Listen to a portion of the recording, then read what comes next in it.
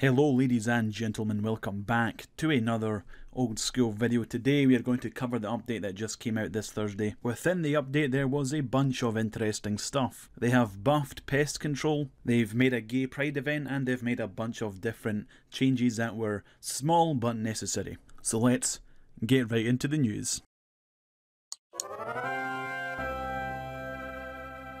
So they have made pest control way more friendly than it used to be. For completing the easy boat you get 3 points, 4 points for completing the medium boat, and 5 points for completing the hard boat. And not only have they buffed the amount of points you get per minigame or per match, they have also made it so you will definitely win more of those games. You will keep the Void Knight alive more often simply because there is now an activity bar. You can see it in the corner next to the minimap instead of just a hit requirement. Previously you had to hit a maximum of 50, then you could go AFK and get the points. Now you can't do that. You have to stay active throughout the minigame in order to get a reward at the end. After a few test runs of pest control, this has definitely made the minigame so much easier, so much faster, because there's no one standing still, there's no one AFK. Once the first portal's shield disappears, your activity bar will be fighting you and trying to decrease throughout the game. And you have to keep it up, you have to continue doing things in order to maintain a green activity bar. Ways you can do this is by killing monsters, attacking the portals, and repairing the defences, which, who repairs defences? Come on, just kill the portals, that's all you gotta do. The damage counter is still there, as you can see in the other corner, so you can still see how much damage you've dealt per game, but now it has no effect on the amount of points you get as a reward after the game. If you were to not try and pest control or go AFK, and your bar goes red from you doing nothing, you cannot recover the bar once it goes red. Whenever it hits 0, whenever it hits the red bar, you cannot recover. That's it, you will get no points for that round. You have to maintain the green bar throughout the whole game. They are also going to pull some changes to the Void Mage set. They are looking to buff it because a lot of players have brought up its inadequacies because it only gives a accuracy buff to your magic and no damage buff. So they're going to be putting a poll together soon, and they welcome suggestions and discussion from the community. They are more likely to buff the Mage Elite set compared to the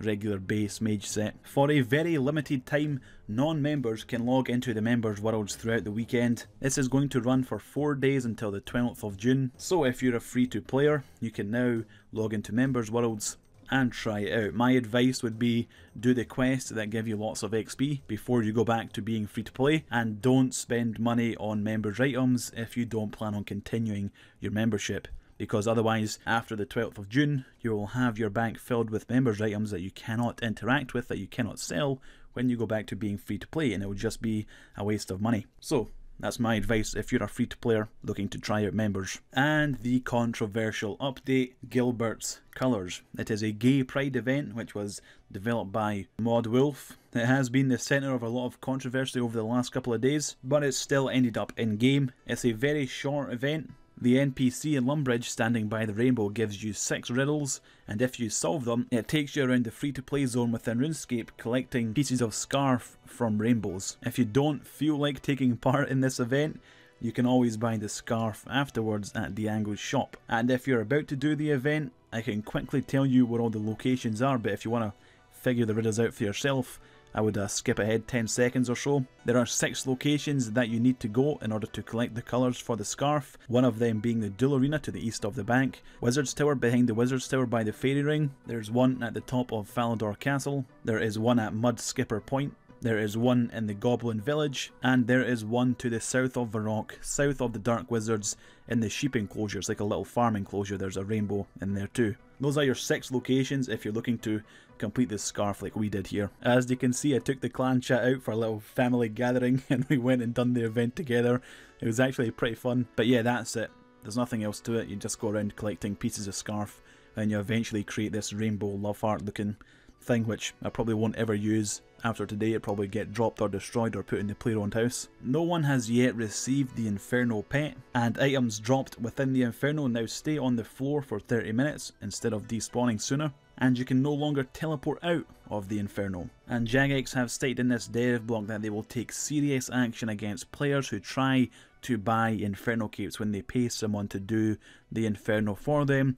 Jagex will surely ban those players, so I would be careful if that was something you were considering. And in other news, a doorknob has been installed on the Gong door within the God Wars dungeon, allowing players inside the Bandos sector to click on the door to open it and leave.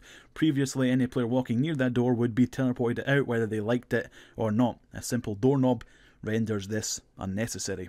And of course, the biggest, the best update this Thursday being that when you claim your staffs out of Zaf's store, the barrel then changes appearance to make it look like you actually claimed the staves. This update was unfathomable until now. This is insane. There is also a list of bug fixes here which I will not cover, but here it is on the screen if you'd like to pause it and take a read. And that is it for today.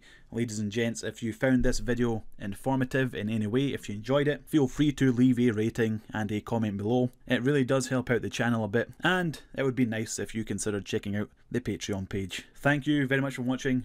Hopefully, I see you next time.